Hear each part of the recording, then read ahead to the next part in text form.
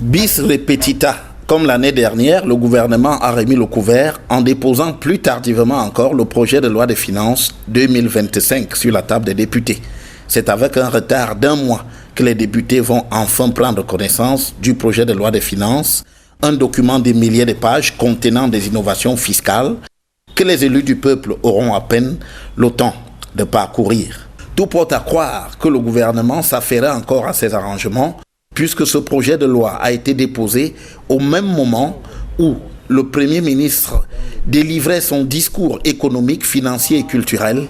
en proposant un budget 2025 de plus de 7 000 milliards de francs CFA. Si jusqu'ici, Cabral Libi du PCRN s'est indigné du mépris du gouvernement à l'endroit du Parlement, notamment de l'Assemblée nationale, les députés de l'Union démocratique du Cameroun, UDC, eux, ont claqué la porte de l'hémicycle au moment où le projet de loi était jugé recevable, dénonçant la violation par l'exécutif des dispositions de l'article 57 de la loi portant régime financier de l'État du Cameroun.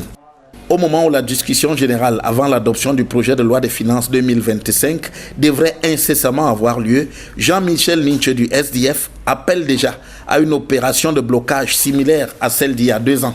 En somme, un bras de fer pour donner le change à un exécutif au pouvoir hypertrophié.